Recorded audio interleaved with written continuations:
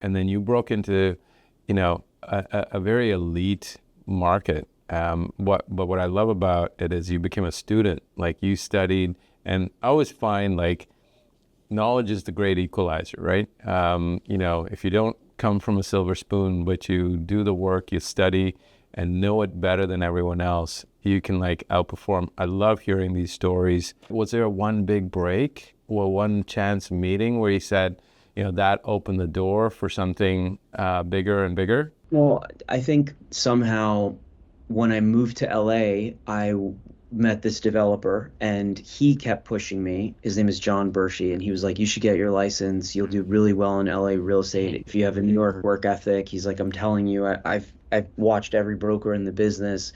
And he introduced me to like probably the top broker in the world named Kurt Rappaport. And I Mhm. was really fortunate that I got to work for him. He hired me. I was like starting to get, I got desensitized to seeing him like double in 50, $100 million deals, work with the wealthiest, most interesting people in the world. Mhm.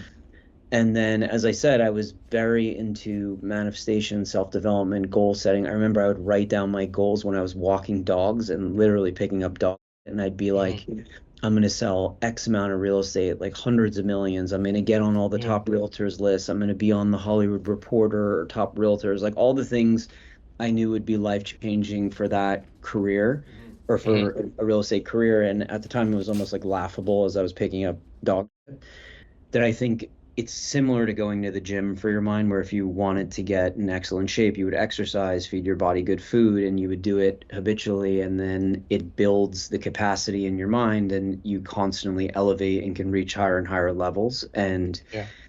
I think also when I started surrounding myself with people who were more successful than me, I started to see that that's either how they consciously were always programmed and thought, or they Mhm. were similar to me where they learned that and then, went after it. I'm obviously an obsessive person, and what I would do, and I think this is important for any craft, especially sales, I would obsessively learn the data. Like I would read until the middle of the night, like who bought what properties, what was selling for what price per foot, who are the top players in the game, who is making the most money, like what, not just financially driven, just understanding the Mhm. business to where I would meet someone and I had no business and I was very new and they would look at me and I think they thought I was like a killer that they would trust with their asset because they're like, I really was an expert. And I think that also gave me this unconscious confidence that I didn't even realize I was building because I Mhm. was an expert, even though I had no Mhm. experience.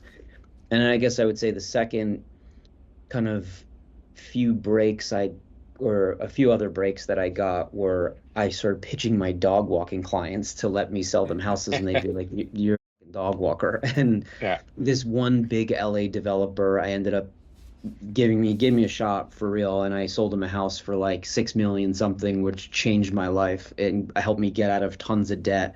And my wife and I, my now wife, we were dating then, we lived in a rent controlled apartment in West Hollywood. Like I remember literally like jumping up and down when when I was going to make the sale because we were broke. And she was also a huge part in like a sounding board and always like helped me get through adversity. Mhm. And I think, or I know in sales you have to have extremely thick skin, and my Mhm. past struggles I think helped me in the sense where Mhm. I could push through Mhm. adversity. And being an entrepreneur, still, like even to this Right. day, you have Right. incredibly high highs and extremely low lows. And Yeah. I've been screwed over. I've had the best days of my life in business. Yeah. And the other few breaks I would say is I quickly realized in the LA real estate business that working with entertainment clients was obviously excellent and you can rapidly grow the business in that sense. And I was fortunate to meet a few entertainment people and I went out 7 days a week. Like I'm a very big believer in networking, and I would talk to anyone on the planet about what I was doing. Like I literally would have Mhm. talked to a parking meter about real estate. And I would do this in any business. It's even how I collect art now. Like I'll Yeah. talk to every gallerist, every artist on the planet and obsessively learn and expose what I'm doing in that sense, which is pretty much old school, but it Yeah. works. And then I was fortunate where a few celebrities started working with me. I sold their houses really quickly. I ended up building a niche in that world. And then what I would do would the way I do this, so we do multiple markets where I would fly back to New York because I still had a New York license and do deals with them in New York. And I quickly realized a lot of our clients and that type of clientele would buy an LA house, a New York apartment, a Miami apartment, a Hamptons house. Hmm. So I then got licensed in all the markets, studied them. I started to acquire real estate myself. I bought and sold properties in those markets and honestly just became an expert in all of the markets that we work in.